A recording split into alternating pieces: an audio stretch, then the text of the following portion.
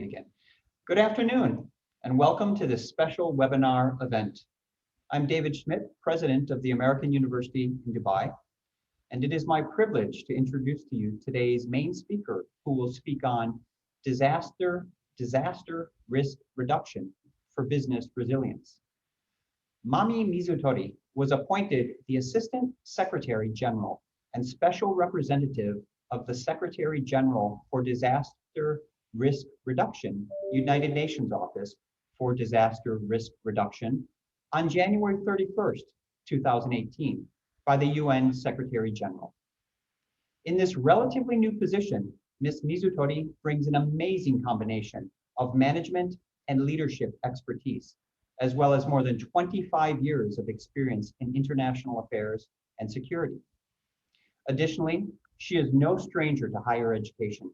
She currently serves as Executive Director of the Sainsbury Institute for the Study of Japanese Arts and Cultures at the University of East Anglia in the UK, and she served in that role since 2011. Prior to joining the Institute, she served for 27 years in the Japanese Ministry of Foreign Affairs as Budget Director, Director of the Japan Information and Culture Center at the Embassy of Japan in London, Director of the National Security Policy Division, Director of the UN Policy Division, Director of the Status United States Forces Agreement Division, and Deputy Director of the Personnel Division. She's worked in London and lived in London, Washington, D.C., and Mexico City. Ms. Mizutori graduated from Hitsobashi University in Tokyo with a degree in law and a diploma in international studies from the Diplomatic School in Spain. Now, this brief bio is the perfect example of a diplomat, a scholar, and a global citizen. I'm certain that our students and our faculty will have much to learn from listening to her speak this afternoon. Although the initial mandate of the United Nations was one of peacekeeping, we have seen an expansion to address all global concerns, and the UNDRR's role and work of implementing the SENDI Framework is now more important and more relevant than ever. It is indeed my pleasure and my honor to welcome Assistant Secretary General and Special Representative of the Secretary General for Disaster Risk Reduction, Ms. Mami Mizutori. Thank you very much for your very kind introduction, Dr. Schmidt. I'm very privileged, honored, and delighted to be with you here today to speak to your students of the business school. One thing that I didn't do much was work in the private sector, but I did have a stint being on a board of an investment company. So I know a little bit of it, but that is the big world that I need to learn more about. But today I'd like to speak, as you said, about disaster risk reduction for business resilience. Why bother? So I'm going to ask my colleague Rania to share the screen. And so I think we're starting from the last screen, so maybe we should get to the first one. Thank you very much, Rania. And maybe you can make the screen bigger, and you don't need yeah, I'm trying to. Thank you. You don't need to show the the notes. Thank you.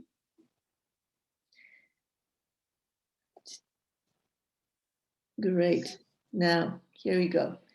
Okay, so once again, Dr. Schmidt, esteemed faculty members of the American University in Dubai, so Dr. Mahmoud Al-Burai, Arise UAE Chair, and dear students of the business school. So today I'm going to talk about disaster risk reduction. And the first thing that I'd like to say is that you may hear a lot in news, on TV, radio.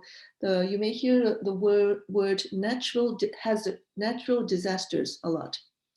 But I'd like to start by saying that actually there is no such thing as a natural disaster.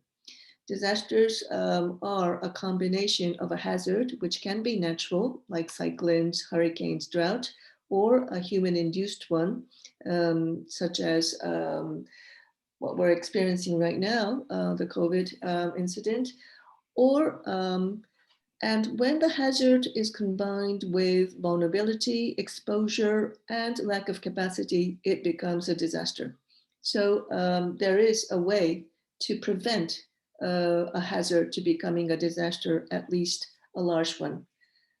And you might be thinking, okay, as a business school student, why do I have to know about disaster risk reduction and prevention? Well, I hope by the end of this talk, I can convince you that it is an important thing for you to think about. The Secretary General has said, I'm deeply convinced that there is no other way to deal with global challenges than with global responses. And he's saying this in the context of what he has named the Decade of Action. Now we're almost coming at the end of the first year of the Decade of Action. And why is it the Decade of Action? Because by 2030, we need to, and we meaning not only the government, but all of us, we need to achieve a set of global agreements, frameworks that were adopted in the year 2015. And one of them is the SENDI Framework for Disaster Risk Reduction, which I will talk about later. The most important of them is what is called the Sustainable Development Goals, otherwise Agenda 2030. You may have, I'm sure that you've heard of these, the 70 goals, and everything that we're doing right now in the UN system is towards achieving that. But the sad truth right now is that COVID-19 is derailing the achievement of these SDGs, because just in terms of the global economy, COVID-19 has cost around $21 trillion. And we must remember that behind this enormous figure, real people are there suffering. Next slide, please. So let's start by thinking, what is disaster risk reduction? So disaster risk reduction is a central part of the sustainable development goals that I just mentioned. Why? Because with one cyclone, with one hurricane, or even with slow onset disasters such as drought, the gain of years, decades of development can be lost. That is what disasters can do. It erodes sustainable development more than anything. But at the same time, we know that if we invest money in disaster risk reduction before the hazard that I mentioned about becomes a disaster, if we invest money into prevention, even $1, that can save up to $15 in post-disaster recovery. And this is not something that we're making up. There's a lot of very robust scientific research that is behind these figures. So this is disaster risk reduction. And I'm going to try to convince you it's important. And what do I do? What does my organization, the UN Office for Disaster Risk Reduction, what do we do in this context? So we convene partners meaning, of course, not only national governments, but all stakeholders, all meaning including youth and children and youth like yourselves, because we say that risk is everybody's business. And I think you really understand this now living in the COVID era. So we convene partners and we coordinate activities and we create safer, more resilient communities. That is what we do. And we do it based on what is called the SENDI Framework. Now, we are a rather small organization. As Dr. Schmidt mentioned, UN now does a lot of things. And we are a rather new organization. We just celebrated our 20th anniversary last year. We have our headquarters in Geneva, Switzerland, and we have 5 regional offices. One of them is our Arab region office, which is currently located in Cairo. And through our work from Geneva, through our work from the regional offices, we try to make impact on the ground so that disaster risk is reduced as much as possible and we can achieve the sustainable goals. Next slide, please. And we don't do this only thinking or looking about disaster risk reduction, because in a changing world, the role of the United Nations is very extended. And there are a whole group of international agreements, global frameworks that were adopted in the year 2015. It was a very important year, 2015, for multilateralism. In March, actually, the SENDI Framework was the first of these global frameworks to be adopted. It's about disaster risk reduction. But then this SDGs, Agenda 2030, with 17 goals were adopted. And finally, 5 years ago, this month, the Paris Agreement on Climate Action was adopted. And also, it was the next year, but the new urban agenda was adopted. It's very important as well, because now a lot of people live in the urban. By the year 2050, more than, I think, the 2/3 of the world's population will be living in the urban. And it's important that all these global frameworks are implemented in a coherent way. You can't just pick and choose and say, okay, I'm going to focus on urban, I'm going to focus on climate, I'm going to focus on disaster risk reduction, I'm going to focus on poverty elimination, because all of this is connected. And so we do work, UN Office for Disaster Risk Reduction, in this context of a changing and connected world. Next, please. And so I just mentioned that the SENDI Framework for Disaster Risk Reduction 2015-2030 was the first of these global frameworks to be adopted in that important year, 2015. What is it? It is a global plan for disaster risk reduction. It is a voluntary, non-binding agreement. What does it mean? The Paris Agreement, as you may know, is a legal document. Member states of the United Nations have a legal obligation to implement it.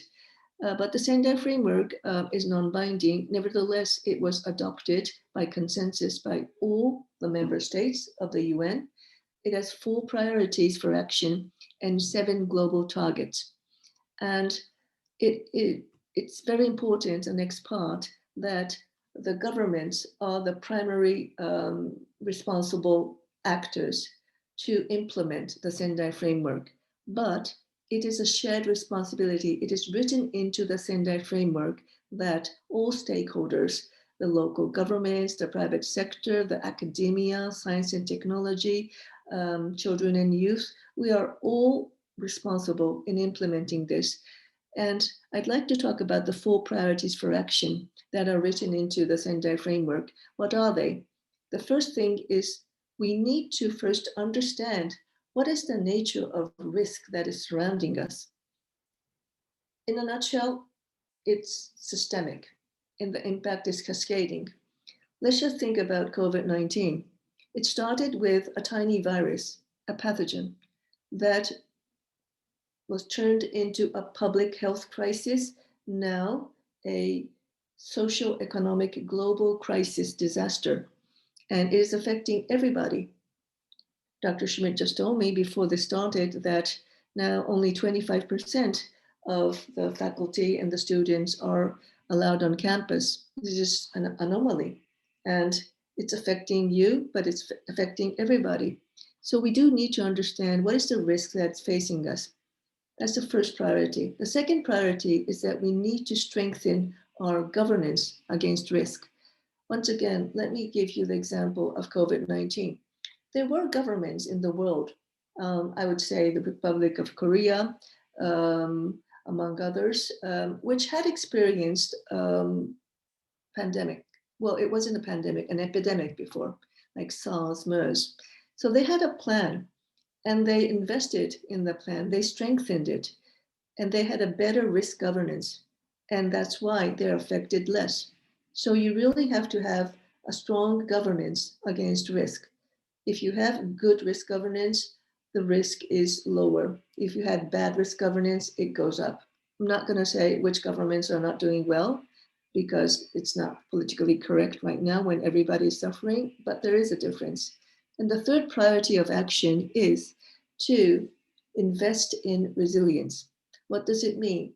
It means that you first need to, of course, physically, invest in like your infrastructure, roads, hospitals, schools, so that they are resilient. If you're living in an earthquake-prone country, you want your investment in infrastructure not to only make them big or long or wide or deep, but to make them resilient. But you also need to invest in your people. What does it mean? Educate your people about what is the risk that you're facing so that they can protect themselves better. This is about investing in resilience. And the fourth priority is to build back better. Again, COVID-19, we're still responding to it, but the recovery needs to start. And trillions of dollars will go into the recovery from governments. And also the private sector will invest in it. Now, if this recovery, the building back, is not done towards a greener world, towards a more equitable world, towards a more resilient world, we are just creating more risk. Which brings me to one important thing that the SENDI Framework is trying to achieve. SENDI Framework says we need to reduce existing risks and at the same time stop creating new risks. And in order to do that, the other important thing that the SENDI Framework tells us is that we need to stop just managing disasters. This means respond after the disaster hits us and recover and repeat. This is what we are in right now, kind of a vicious circle. But that's not what we should be doing. SENDI Framework says we need to manage not disasters, we need to manage disaster risk. This is about managing the risk before the hazard strikes us and it becomes a disaster. Of course, there will always be residual risk, and that's why we need to respond. That's why insurance is important, and that's why we have recovery. But the important thing is we need to first prevent better. Next slide, please. So that's the SENDI Framework. And one more thing that I wanted to explain about the SENDI Framework using this chart in front of you are the 7 global targets against which in the year 2030, we can measure whether we successfully implemented the SENDI Framework for disaster risk reduction or not. The 7 global targets, the first 4 of them, A to D, which you see on the left side, is about reducing certain things. A is about reducing mortality. B is about reducing people affected. Affected means injured, losing their jobs, being displaced, and there's a lot of things that can happen with a disaster. C is about reducing economic loss of a country against its GDP, the percentage of loss. We need to reduce this. D is about reducing damage to critical infrastructure. Critical meaning the hospitals, the schools, the roads, and houses, and also to reduce the level of disruption to basic service. Right now, under COVID-19, when the hospitals are overwhelmed, then is a big issue. We're seeing it, right? We need to reduce this. And then the other 3 targets, EFG, are not of a quantitative but a qualitative nature. E is about risk governance that I mentioned. It says that countries need to have both national and local strategies for disaster risk reduction by the end of this year. It means you need to have a plan for reducing your disaster risk. A failure to plan is a plan for failure. That's what we're saying. And this is the target E. F is about increasing international cooperation specifically towards disaster risk reduction. Why? The least developed countries, the small island developing states, they do not have the funding, they do not have the finances to invest in prevention. They need to do things that need to happen tomorrow. Prevention is about looking at 5 years, 10 years, 25, 50 years from now. So you need to have enhanced international cooperation in the field of disaster risk reduction from the global north to the south. And then G, finally, it is about increasing the number of people who can have early warning systems accessibility and risk information. Early warning system is very important for hurricanes, cyclones, tsunamis, and drought. And because we are now a bit better about having more robust early warning systems, the number of mortality is from disasters is not going up as much as it was before. And if you look at the right-hand side of the chart, you can see that these targets are connected actually, as I mentioned, to the achievement of the SDGs. Specifically, number 1, which is about eradicating poverty, number 11, which is about making your cities resilient, and number 30, about climate action. So that's the 7 targets. Next slide, please. And how do we implement the SENDI framework? Well, as I mentioned, the implementation, the primary response goes to responsibility, it goes to the governments, the national governments, but because the responsibility is shared and risk is everybody's business, it has to be implemented, the SENDI framework, through partnerships. So one of my organization's important role is to foster these partnerships and work with these partners. And I want to talk about 3 partnerships: the science and technology group, the private sector, and the children and youth. Next slide, please. So a very, very important partner is the science and technology community. And we have established with the scientists around the world what is called the Scientific and Technology Advisory Group in all 5 regions, including in the Arab State region. Why is it so important, this group, STAG, as we call them? It is because the policies of governments and also the decisions by private sector, they need to be evidence-based. This is what we call the interface of policy and science. So the STAGs, what do? They encourage science to demonstrate that it can inform policy and practice. So science-informed decision by policymakers for disaster risk reduction. They also use a problem-solving approach to research. What does it mean? Basic research in science is important, but science has to be able to be applicable to actually solve real problems. And this is what the STAG members are doing. Also promoting knowledge and making knowledge into action, words into action. This is very important. And here we're not only talking about the governments, both national and local, but also the individuals. We need to be able to have knowledge to turn them into our action. So this is what the STAGs do, and they are very important. And I'm delighted to say that the STAG in the Arab region is very, very vibrant and dynamic. Next slide, please. And then we have this very important partnership with the private sector. So we did establish what is called the Private Sector Alliance for Disaster Resilient Societies. The acronym is ARISE, several years ago in the year 2016. And there's a global board of this ARISE, which is now pursuing 4 priorities in the area of private sector disaster risk reduction. What are they? The first one is to integrate disaster risk reduction into financial sector decisions. Finance is about everything, as you know, as business students. If the money is not invested in the right way, then that's the start of a disaster. So integrate disaster risk reduction into financial sector decisions. Second priority, the resilience of small and medium enterprises, which I will talk about a bit later.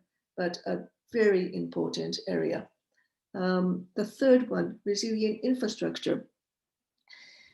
I mentioned that investing in resilience is important. So there is now what is called a coalition for disaster resilient initiative that started last year in September when the Secretary General convened his Climate Action Summit. And now quite a few countries have joined. We're waiting for a Arab state joins it, hopefully UAE in the near future, but it's very important to have resilient infrastructure because infrastructure is what gives us basic service. And then the fourth priority is the role of insurance. As I mentioned, there will always be residual risk, and whether it's covered or not by insurance is crucially important. So that is what the Private Sector Alliance does. And there are also quite a number of national chapters of ARISE. There's a national chapter in Japan, in the Philippines, in the United States, in Mexico. And I'm delighted to say once again that the most recent creation of the national chapter was in your country. So we now have a UAE ARISE. The chairperson, Dr. Mahmoud Al-Burai, who is the vice president of the International Real Estate Foundation, is, I believe, with us today. And one important thing is that ARISE UAE is doing now is creating already the public-private partnership. Partnership is important, and the partnership between public and private has never been as important as now.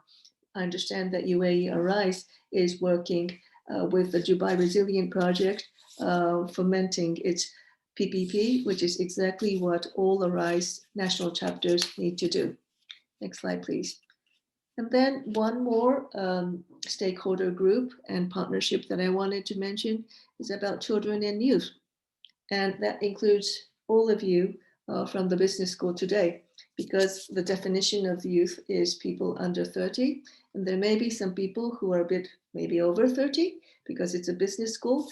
But this partnership for us, for UNDRR, is very important. Why? Because everything we're doing is, as much as for right now, for the future, for your generation to prosper and the many generations to come. And of course, I don't have to mention Greta, but the youth are, without the UN system or any of us asking you, you're already very active because you are seeing that how much can we deal with climate emergency, deal with all other disasters, all the problems that are facing us, the global problems. This will impact directly on your future. So you are very active.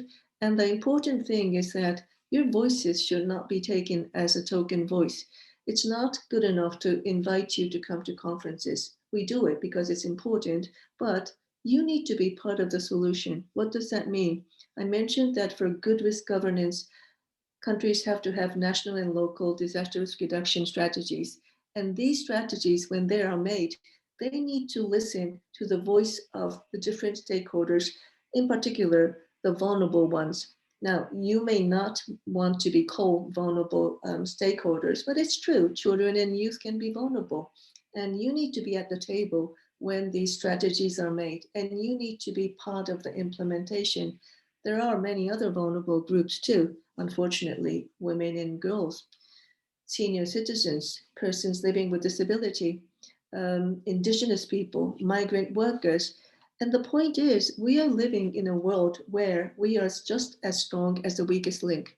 If vulnerability cannot be tackled, then we cannot reduce the risk of disasters. So your role, children and youth, is very important. And that's why, as I say, at the outset, I'm delighted to be able to talk with you and hear what you think about disaster risk reduction. Next slide, please.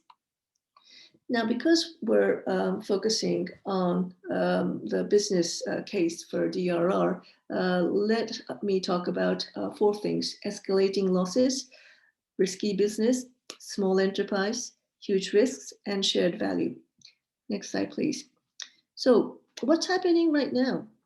The loss from disaster is getting bigger and bigger.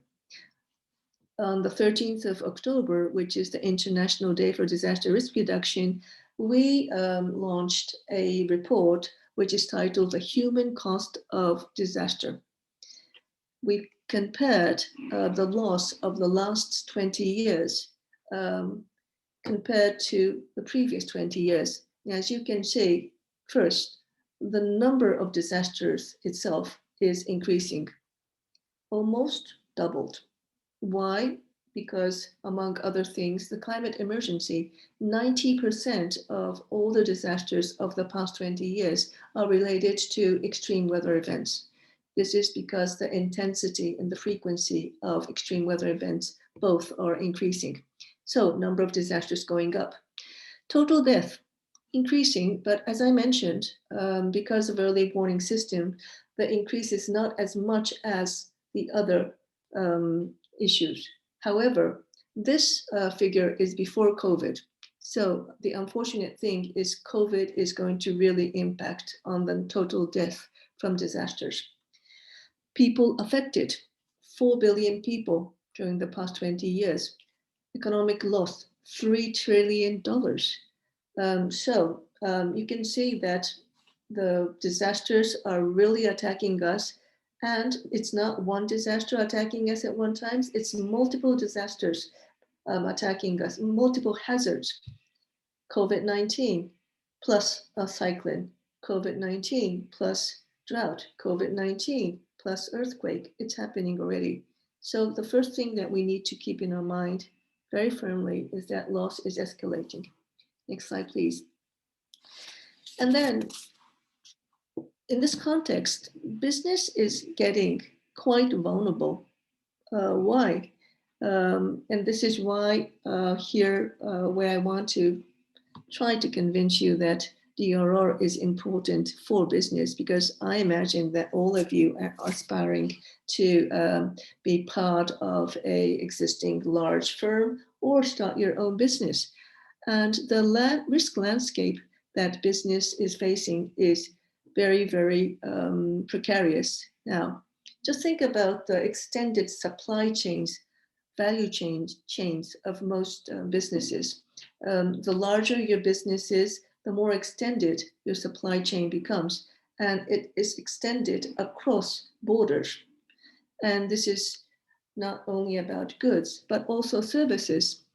Think about the way that the transportation has now been disrupted, so you cannot get your parts for making whatever product you're making. The movement of migrant workers being disrupted, this immediately impacts on anyone's business.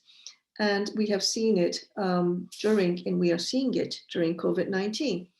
The International Trade Center estimates that in the case of EU, its imports of industrial inputs will drop by $150 billion during this single year. But we've seen this in other occasions as well. 2011, there was a big flood in Thailand. And because there were so many international companies which had their subsidiaries or other companies which supplied input into their products, many products, the global supply was disrupted because of this flood in Thailand.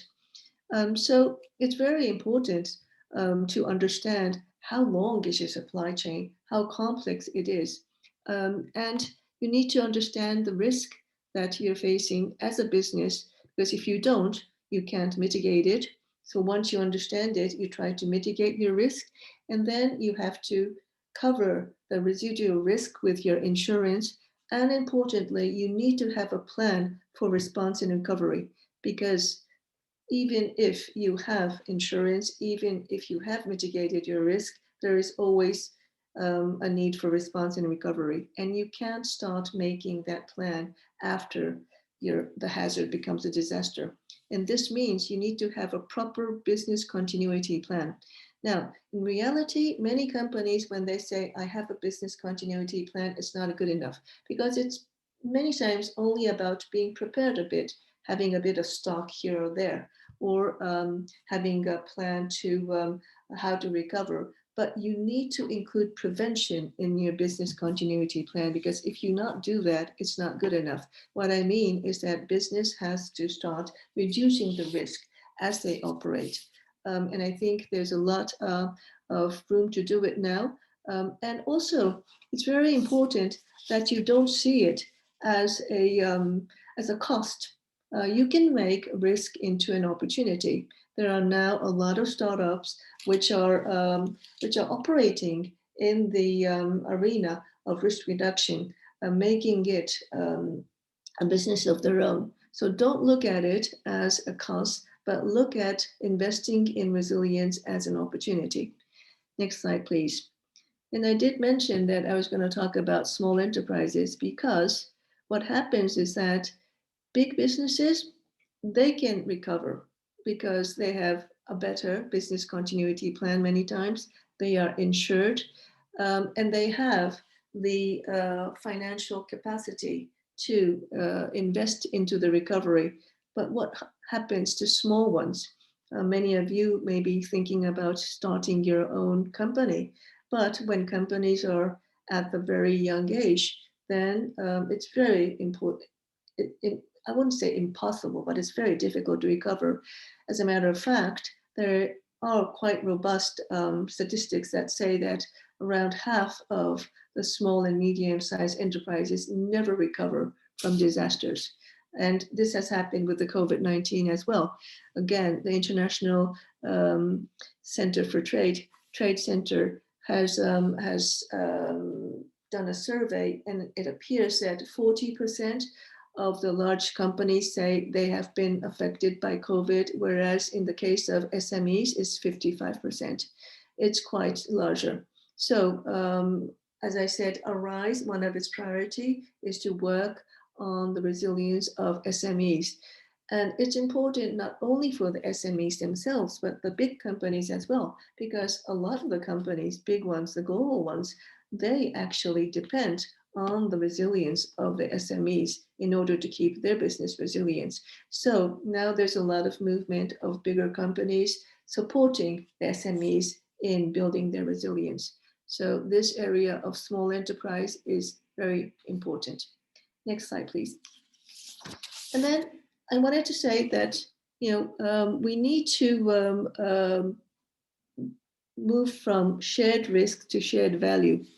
What does it mean? I think the incentive for many companies, even the big ones, to invest in prevention was relatively low. And even now, maybe, hopefully with COVID, it changes a lot. But it was seen primarily as a cost. But as we've already been talking about, risk is everywhere and risk is connected. Just think about the two big risks that we're confronted by right now: climate emergency and COVID-19. So it is time to start really investing in risk reduction. And how do you do it? First of all, and I'm going to go through this circle, we need to see disaster risk management as a business opportunity, not a cost. And it's important that businesses disclose the disaster risk in their balance sheet. You may have heard of Mark Carney when he was the governor of the Bank of England.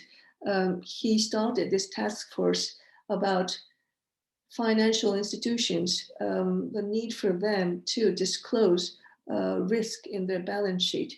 It started as a voluntary movement, but now several countries, New Zealand has made it mandatory for large financial institutions, and UK has made a decision to do it mandatory as well. But it's also important for your own business that you have it in your balance sheet and you can disclose it. The third thing is you need to integrate disaster risk information into your investment decision. Once again, there is so much risk. You understand what it is, and then you integrate it into your decision. And then fourthly, building public-private partnership for risk governance, which UAE ARISE is doing, and which many other private sectors is doing. because actually we can't do this alone. Even the governments, they can't do it alone. There is a real incentive to build this PPP in the area of disaster risk reduction.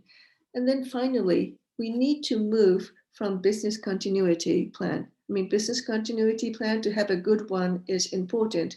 But as I mentioned many times, it's more about preparedness. It doesn't have the prevention side included. So instead of business continuity plans, you need to have, as a business person, a comprehensive business risk management and disaster risk reduction plan. This is what you need. And this is what we call moving from shared risk to shared value. Next slide, please. And then, of course, building back better, as I mentioned. And in the COVID context, this is very important. Sometimes, even when it's crisis time, and maybe when the crisis is large, we can really turn it into an opportunity. Think about it. If the recovery from COVID-19 is a recovery in investing in more greener projects, in more equitable projects, in more resilient projects, then we are on the path of tackling the SDGs, tackling the climate emergency. And the opposite is obvious, isn't it? Another important thing that I would mention here is that when you build back better, and some people now say that we shouldn't even be talking about build back better, but build forward better, or build better from the beginning. But anyway, build back better using the very well-known 3 words now. Inclusion is important. When you build back better, think about where are the vulnerabilities. I mentioned that there are many vulnerable groups. And I also mentioned that we are only as strong as the weakest link of our society. So business, when you build back better, you have to strengthen your business by looking at what are the vulnerable groups, who are the vulnerable groups involved in your business, and try to include them in your plan of BBB, which will make your business resilient. Next slide, please. Now, I'm going to show you just a few slides of things that I've been talking about, so I'm not going to go into much detail, but I said risk is systemic, connected, and growing. This is rather messy, but quite, real diagram that shows what this means. You can see how it starts at the left upper end, and how it ends at the right end. So this is what we talk about this is what we mean when we say risk is systemic, connected, and growing. Next slide, please. And then I said that the SENDI Framework, one of the most important things is that we need to move from managing disaster, which is the red left part, to managing disaster risk, which is about preventing, which is the right green part. And you may think it's a bit strange, but we also need to live with uncertainty. The nature of risk that we're facing is becoming so complex that there are things that are uncertain. And it will be the same when you start your business or when you start your professional life as a business person. There will be a lot of uncertainties, but you need to make your governance system, your plans ready for what is the uncertainty. And this is very important. Next slide, please. And then the complex nature of risk really calls for us to have integrated risk governance. Again, this is a bit of a crowded diagram, and we're happy to share this, so maybe you can have a good look after today. But it really means that everything is connected and complex once again, even in one small community, even in one small local city. And that's the context in which you are going to start your business. But if you flip it, it also means that If you have robust business, then your community can do a better job in being resilient. Your business is part of the community, part of the complex risk, but part of the solution as well. So please keep that in mind when you start your business. And the last slide is, it's again, risk is everyone's business. I come from Japan, a lot of disasters. One of the things that we are taught is that there are three levels of ways of making yourself resilient from risk. One is the support you get from the public sector, from your government, national, local. The support that you create with your peers, peer support. And then the last one is the self-support. You need to make yourself resilient as an individual, as a business, so that at the end of the day, you can take care of the residual risk that maybe not even the public sector nor your peers can sort out for you. That is what we mean when we say risk is everyone's business, but because risk is everyone's business, the solution has to be everyone's business as well. So I'm going to end here and thank you very much for your attention. And I'm very happy to take any questions from you. Thank you.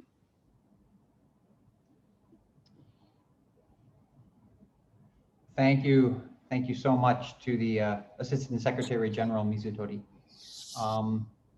Assad, would you like to take questions? Should we have the students ask questions, or are we going to go to the provost speaking?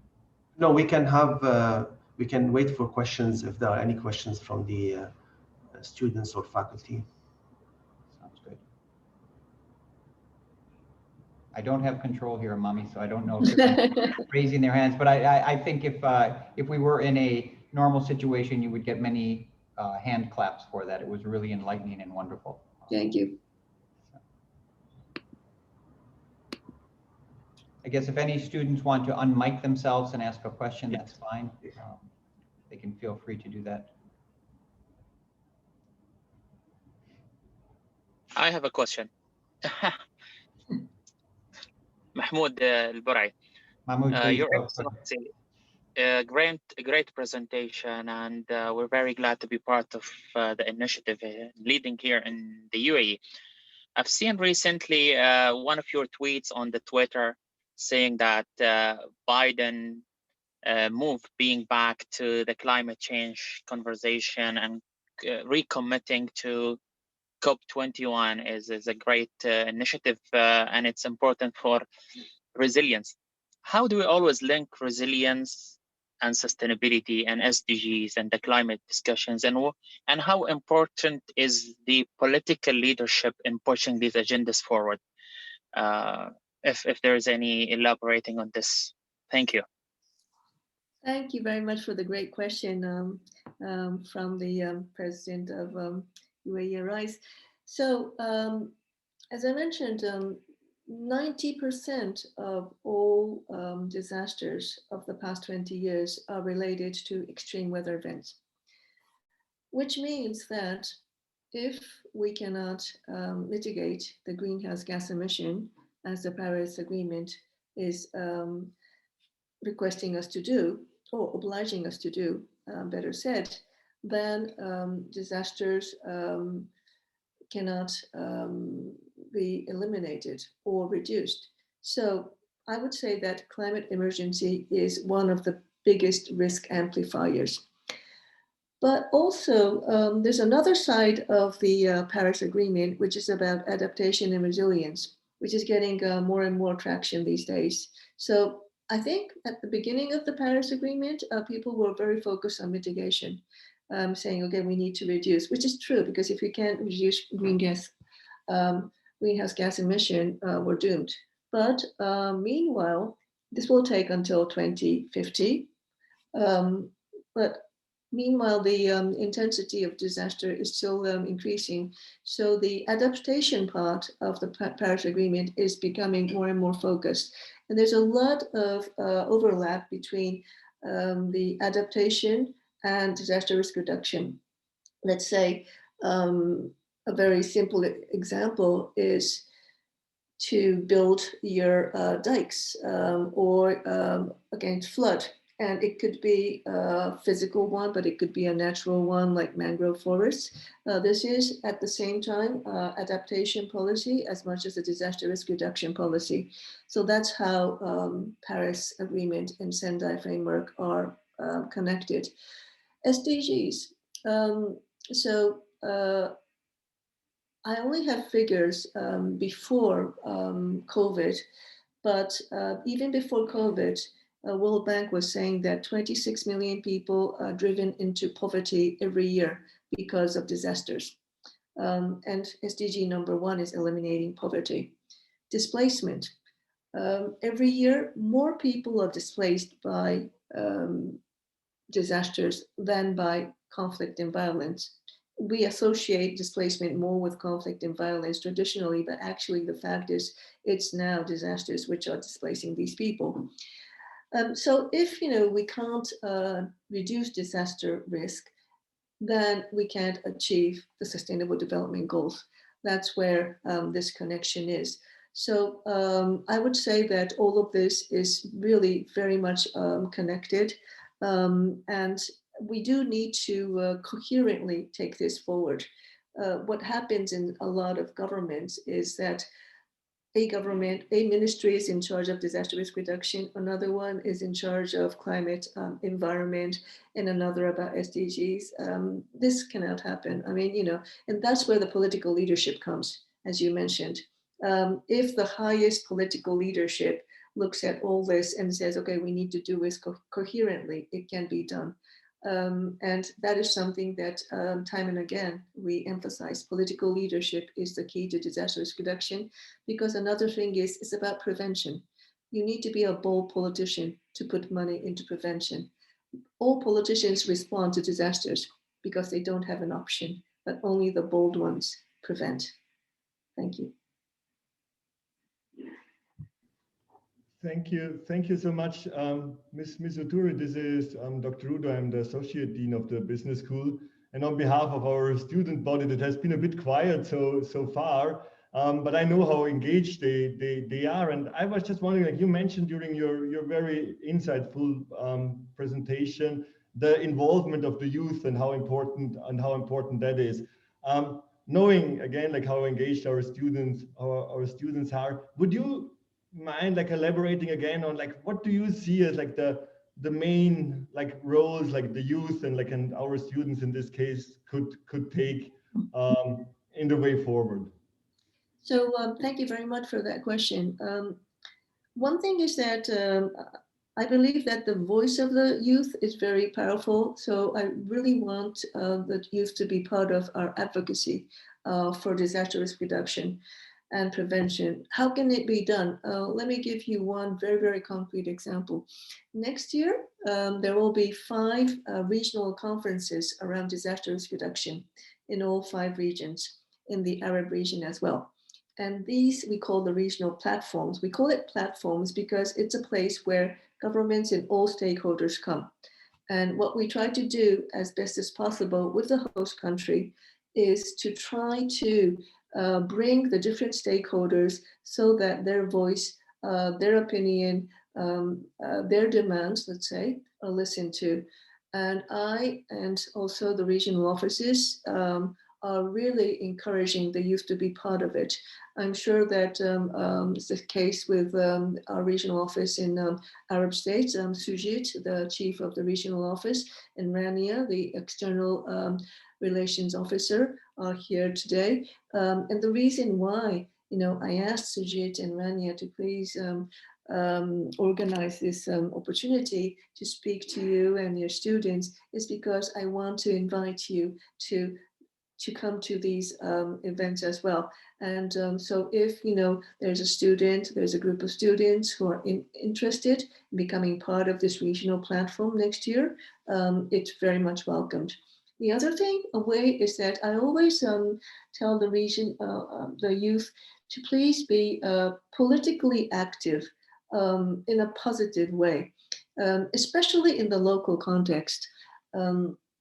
Many times the response is done at the front line, which is the cities, the mayors. So the prevention has to be as well. In COVID-19, we've seen that many cities have really suffered when sometimes their national governments were a bit dysfunctional.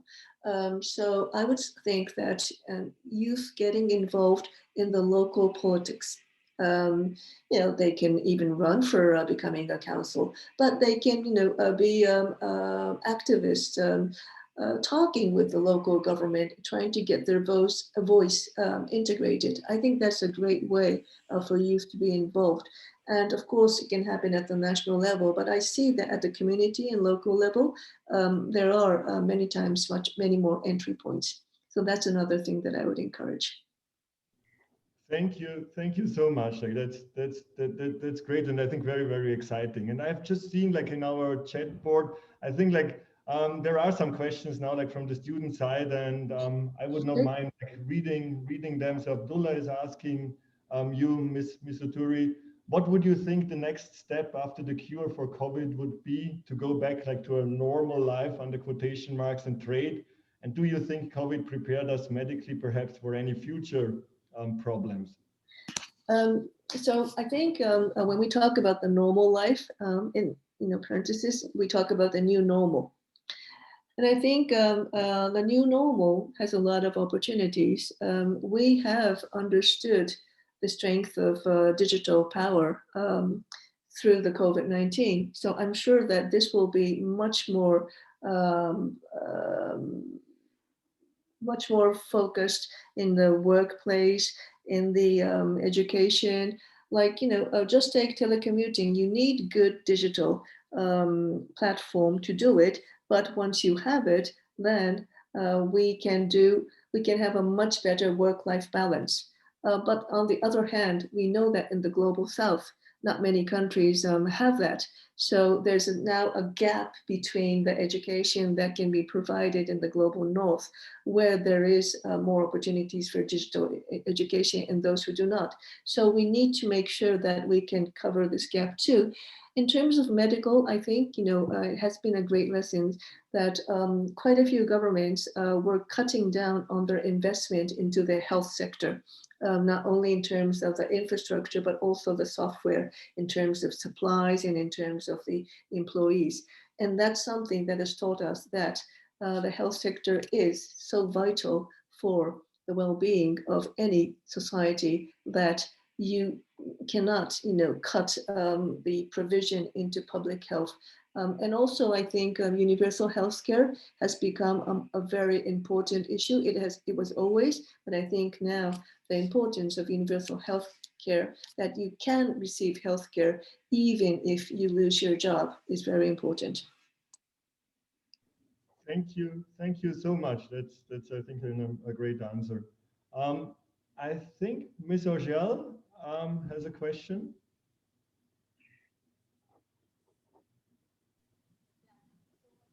Ogel? Otherwise, we move on. I'm just checking the board now. So I think question. Sure, Hassan, please. Thank you so much. That was very enlightening. I enjoyed it so much. I have a question related to the business side. I hear you talking about the importance of policymakers and policy making in driving the message across. But what about the role of businesses, especially those businesses that are making investment in risks? They are profiting from risks. And there are a lot of them. And there are lots of businesses that flourish on risks. What's the approach here to ensure the buy-in of these businesses and others? So there are business in risk, but I don't know if you had in mind like the insurance sector, for example, and maybe you're thinking about something more dynamic or drastic, but then let's take the insurance sector, for example. I mean, they have such an important role in risk because they can cover the residual risk. But importantly, a lot of the private sector who work in risk have the data, right? they have the data around where are the risks and who are vulnerable. And I think one of the role of the business sector has to be to make their data open as possible, because risk information is very important. And sometimes the private sector has more information about risk than even the government. So we are advocating that risk information that the private sector has needs to be open. But probably, you were focusing a bit on the negative side, but to be totally honest, I think the private sector is sometimes much more innovative and pioneering in the case of all the issues that I've talked about, SDGs, climate emergency, and disaster risk reduction, because they are more sensitive about making their business going on forward. They know that, if they are not sensitive to all these things, that their business will be lost. So I would say that what is important is that the private sector is sometimes leading the government. Now, in terms of the ones which are really using risk, profiting from risk in a way that they shouldn't, that is where the role of regulations have to come in, rules and regulations. And that's what the public sector has to be in charge of. They really need to make rules and regulations for new coming innovative technology. Sometimes we're behind, right? Because technology advances so much and the governance side does not catch up. But that's something that we need to be mindful of, because a lot of the risk comes from there. When the regulations are not there, and the companies can sometimes get away with sometimes benefiting, sometimes proliferating risk. But that's where we need to be really strong in terms of the public sector. And I think it's becoming something that the more that technology and innovation moves forward, the role of the rules regulators are becoming more important. And we've seen that in the financial sector, right? When after 2008, we understood that the regulation was not good enough. So it has changed, but there's more work that we need to do in there. Thank you so much. Thank you. I just learned about like some technical glitches Ms. Ogel is encountering. Ogel, you want to try again? Can you hear me now? Perfect, yes. Yeah, okay. So thank you so much for the presentation again. I wanted to ask a question, if you don't mind, regarding investing in resilience. Right. And when we are talking, or when you just mentioned that we have to learn how to manage disaster risk instead of, managing the disaster and repeating again, which I believe it might lead to more, volatile and volatile situations, uncertainty, and ambiguity, etc., which make people's leaders or partners or stakeholders very resistant to change towards those unknown situations. How can we, remedy to this resistance to change, and how can we make people less resistant to change? How can we make people less resistant to change? How can we help them? How can we help, Yeah. I think at the end of the day, it's about education. It's about education, about talking about educating and advocating for these things without being too concerned about it. One of the things that sometimes we fail to do is to tell the truth to people, right? To tell the truth that about this whole range of risks which are connected, and even the uncertainty, and try to create a false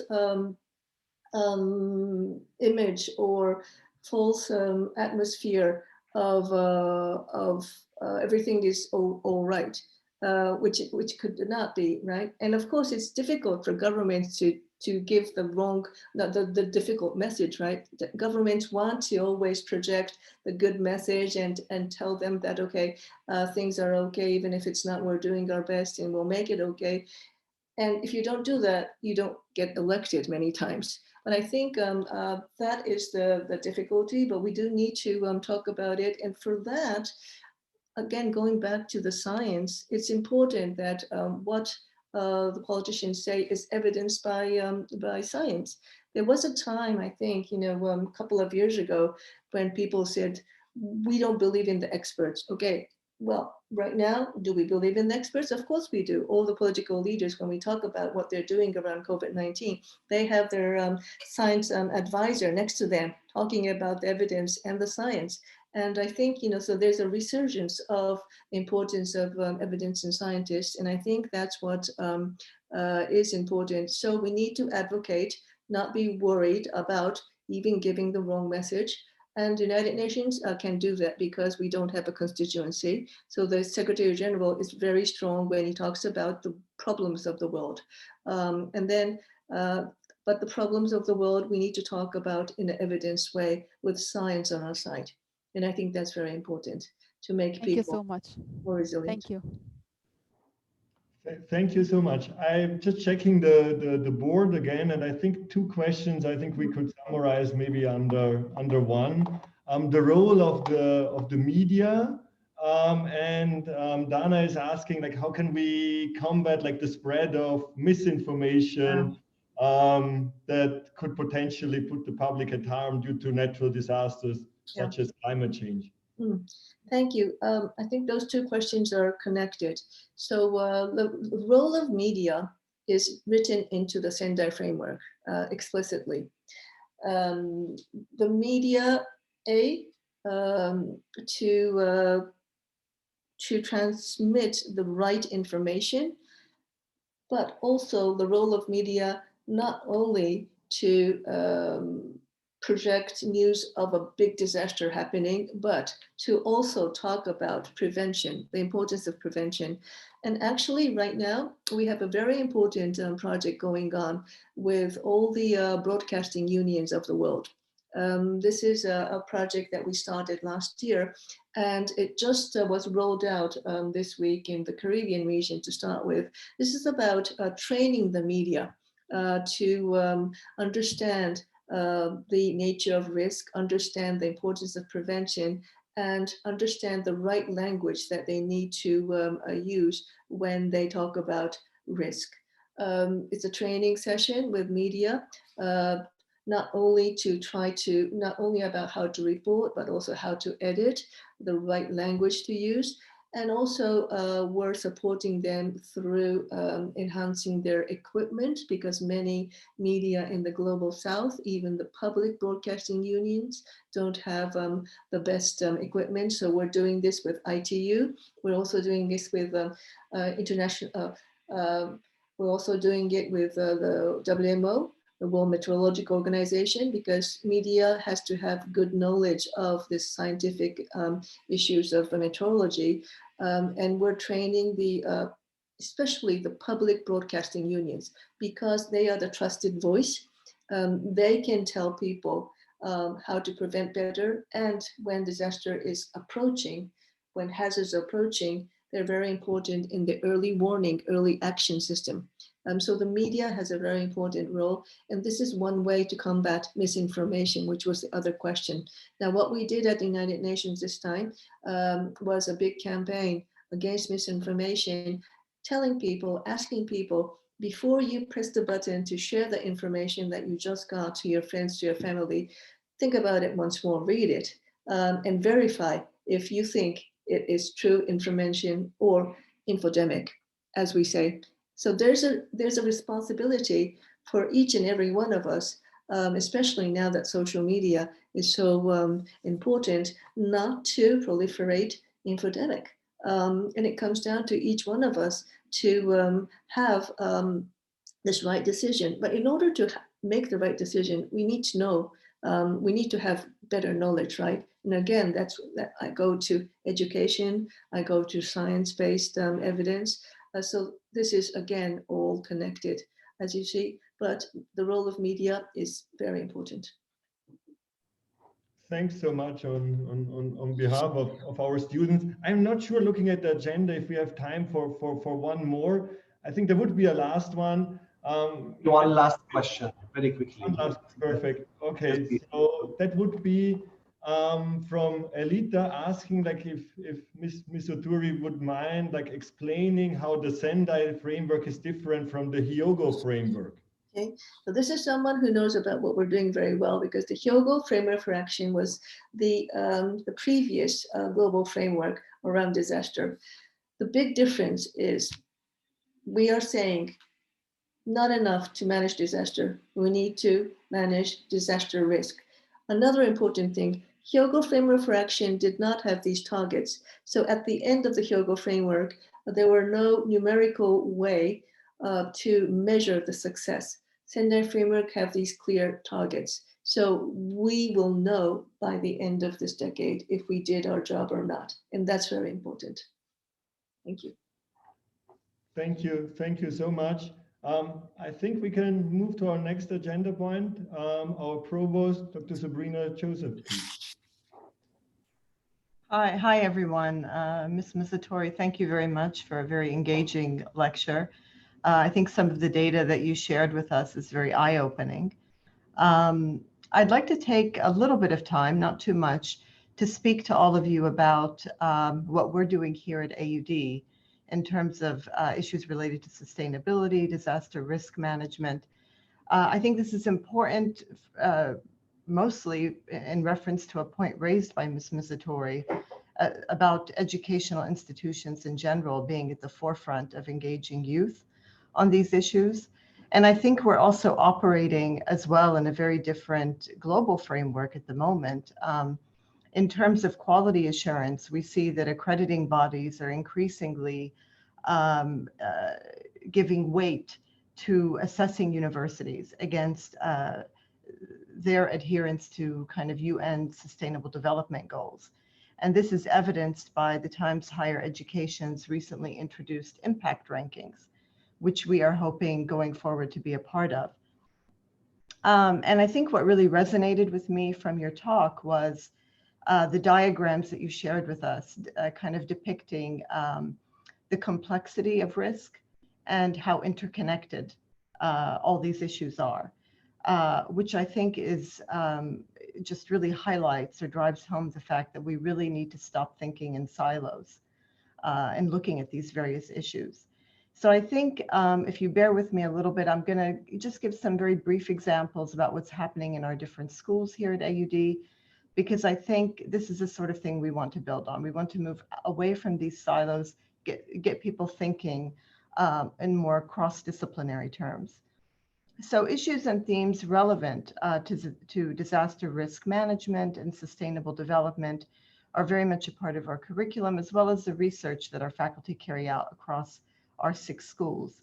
So if I start just very briefly looking at our School of Business Administration, aside from the research that faculty are conducting in these areas, our courses that are embedded within both the undergraduate and graduate curriculum address issues related to sustainability, courses such as business ethics, business law, and strategic management. We have programs here in international studies at the undergraduate level, as well as a new program in international affairs that tackle issues related to sustainability and governance. For example, water and sustainability, environmental health. Through our architecture, design, and urban planning courses, we try to educate students about how to understand the ways in which cities are vulnerable to natural disasters or hazards, as Ms. Oturi pointed out, and also to come up with innovative solutions for dealing with such challenges. I think an aspect to risk that that's absolutely essential, but that maybe we don't think of first and foremost when we think about these issues is social sustainability. So if we look at our master's in education as well as our psychology program, this is very much at the heart of what they do. Teacher education, for instance, as a driver of inclusion is essential. Our School of Engineering, we have faculty doing research on solar energy. This research also involves students who've participated in a solar decathlon here in the region. And finally, looking at our master's program in leadership and innovation in contemporary media. I think the last question was very significant. And I think that programs such as this educate students about responsible media as well as resilient media, but also new business models, innovative concepts that kind of are conducive to risk-informed decisions, let's say. So building on this kind of cross-disciplinary momentum that we've generated here at AUD, and I think we've done it in a way that's very organic, I'm actually pleased to share in this forum that we're planning in spring of 2021 to launch a Middle East City Center here at the university. And the aim of this center is really to be at the forefront of research and engagement in the field of sustainable cities. Of course, working closely with external partners such as ARISE, as well as, for instance, the Harvard Microeconomics of Competitiveness Network.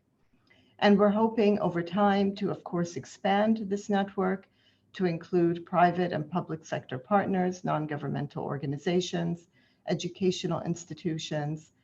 I think to address the challenges we have going forward, we need to really think holistically about these issues, to have broad participation, and as an academic institution, to be involved with these various stakeholders is essential. And I think doing that through a platform such as what this center would hopefully offer, we can, brick by brick, I think, build our way to a more sustainable future here in the Middle East. So I don't want to take more of your time, and I'm sure that we will meet again in some form working together in the future. But yeah, I just wanted to kind of give you that overview and share that with you all. So thank you. Thank you. Thank you, Dr. Joseph. Your Excellency, dear attendees, Mr. President, Dr. Joseph, the dear executives from the ARISE network, our students and faculty. First of all, I want to thank again Ms. Mizutori for her extremely lucrative talk and presentation to us today. You have tackled issues that I think, I believe that now every one of us is thinking about it, especially because of the COVID-19 pandemic. And it is a lesson for us to learn from, so that we know in the future, as you have mentioned, how we can in the future actually deal better with such situations. I wanted to present the ARISE network to our students, but since you have done that in your presentation, I would like to focus on one particular point, which is the importance of the involvement of the private sector in dealing with DRR. This is an extremely important point. We at AUD, we are proud to be part of ARISE, to be part of this private sector network, to work along hands and under the umbrella of the UNDRR to put plans on how to actually limit or reduce the risks of disasters in the future. I mean, the best example is what we have right now, the pandemic. If we were ready for it, if we had at least any sort of plan for it, we would have, as globally in the world, would have been in a much better situation than the one we are in right now. And when we say pandemics, when we say hurricane, an earthquake, a tsunami, these are things that are big, and their impact could be huge, as you know. So governments alone, the United Nations alone, cannot just manage the risk for the future. They need us. They need the private sector. They need us, first of all, because each organization from its different sector brings in very important knowledge that it can be used also because we can create more awareness, we can implement things easier if we all work together. At AUD, as Dr. Joseph has mentioned, resilience and sustainability is a part of our DNA, and we really look forward to, in addition to our research, in addition to educating the new generation, to develop their mindset. I mean, this is not a shorter journey. This is a very long journey, and the new generations need to think differently. And we hope that from our role in academic institutions, we can help achieve that. Not to take much of your time, I'm going to introduce now my dear friend Mahmoud Al-Burai, who will talk about the UAE Arise, which is, I think, one of the newest chapters of or networks of Arise globally. Well, thank you, Doctor. Thank you, everyone. It's great, a great pleasure and honor to be part of this event. And actually, as an AUD alumni, proud also assistant professor now at AUD. I think what AUD has taught us is how to be resilient as people and as future generations. So building resilient people, building resilient societies. Private sector is very important. UAE has been looking has been working very closely with the private sector. His Highness Sheikh Rashid, the founder of Dubai, used to say, what's good for business is good for Dubai. So if we have a good business working in the country, it's definitely important for the economy, for the nation. Just statistics-wise, 94% of companies in the UAE are classified to be SME, employing 86% of working force, responsible for 52% of our non-oil GDP. So it's an important sector of the economy that we need to make sure that they're resilient and they're contributing to the resilience of the city. Dubai recently has been selected to be a role model city. Dubai has been working closely with the UNDRR on having resilient strategy. So a lot of plans have been there, and we as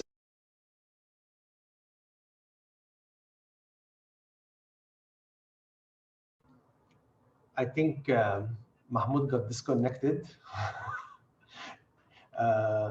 So maybe I'll continue a little bit what he was talking about without going into the numbers, because I do not have the numbers. This is probably a continuation of what Her Excellency was talking about. So the role of the UNDRR and Arise in particular in helping SMEs. So Dubai has a huge number of SMEs, I believe more than 60% of established organizations. So if small and medium enterprises in the United Arab Emirates or Dubai are hit badly by a disaster, that will have a huge economic impact. And so this highlights the important role of the UAE Arise network in helping those organizations in giving them plans and if you want some sort of a framework that they can build their business around it, so that when these things happen, and they will happen, because if we look back in the past 20 years, they will happen again, so that they are ready, so that at least we reduce the risk of them going bankrupt. I just received the. I'm here. Can you hear me? Okay, great. Yes. So I don't know where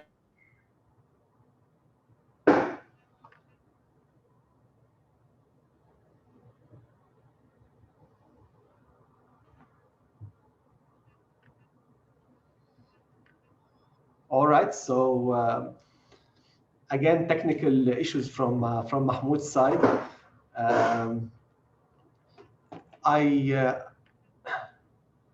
Is anyone from the attendees or from the Arise network would like to say a few words? Yes, please go ahead, Atif. Hello, Your Excellency Nami. It's always a pleasure to see you. Dr. Asad, fabulous conference webinar you have arranged. I think, you know, when I'm looking at as a board member on UAE Arise and looking at the different initiative, I think we need to, which I've discussed and mentioned to our regional chief, Mr. Sujit, on a couple of occasions. I think it's very important that we segregate micro and small industries separately and the medium and large separately, because when you look at the economics of UAE, there are more than SMEs. I think you would find a large number of micro organizations which have been really impacted by COVID. I would like to share with all of you the importance of risk reduction. I'm myself a student. I believe I'm a student for life, and it's a great opportunity to be with you and learn. I'll just share with you for COVID what we did as a business, and it will reinforce the belief in disaster risk reduction and how to build resilience within the business. When the COVID happened, I've got factories in China, and I was getting real-time numbers on how the situation is going to be, and we were clear that this is going to be a big disaster, which will convert into a pandemic around December. So while we were looking at the prevention, we also acted on two very important aspects. And I love to share the data which I was reading yesterday. It was just published yesterday, that the cyber crime is going to cross $1 trillion in losses for businesses.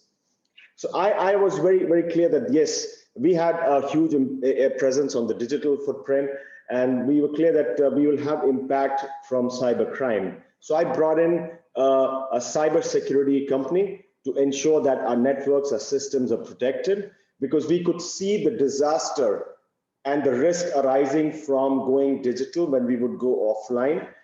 Second, we understood that COVID was as much about prevention as it was about immunity. And hence we set up something called a wellness center in our business.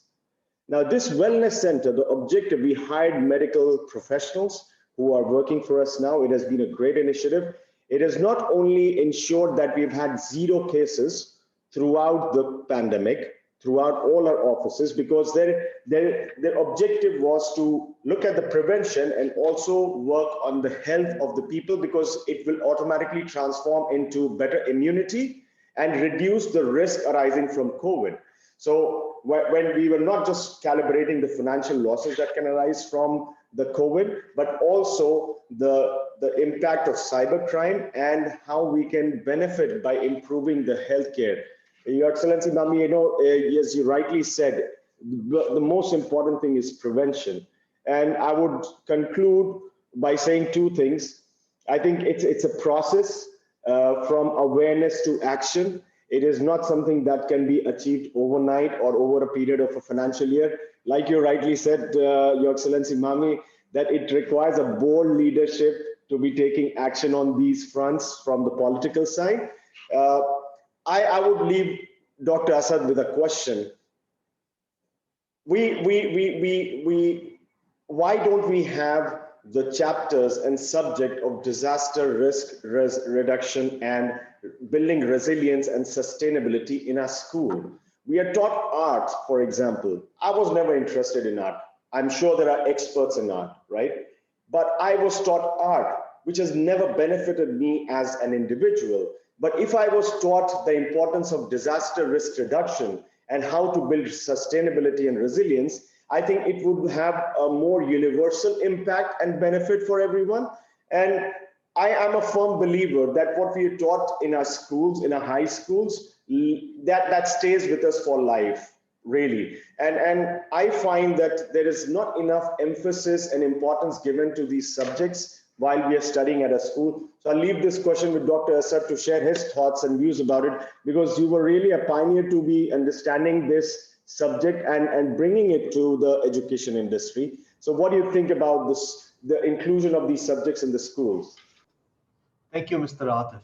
I mean, as you have noticed in the past maybe 5 years or so, at the higher education level, you would see a lot of introduction of the topics of sustainability and resilience, either into courses or you have actually degrees. You know, it's a new, if you want, it's a new trend where you have these master degrees and these undergraduate degrees in sustainability and resilience. But to go back to your question, when we look at schools, and I'm talking here kids who are between the age of 10 and 17 or 18. So we don't see a lot of these topics included in their curriculums. Now, I'm giving here my own personal opinion. I don't have facts about it, but I believe one of the reasons for these is that first of all, changing curriculums of schools takes a lot of time. So first of all, you need to have awareness, and then awareness to translate into policies, policies to be implemented, and then the change to happen inside the schools. So I believe this is it's a process. But it's very important to work on it. I totally agree with you, because as I was indicating before, we are dealing with, we need to develop the mindset, and perhaps when we are 30 years old or 25 years old or 20 years old even, we have already developed some sort of way of thinking and looking at things. But when we look at our kids who are like less than 18 years old, 10 years, 12, 15, this is the right time to shape this mentality. So very important question. Thank you. Thank you for that. Do we have anyone who has a comment or a particular question to Her Excellency or to any of the attendees?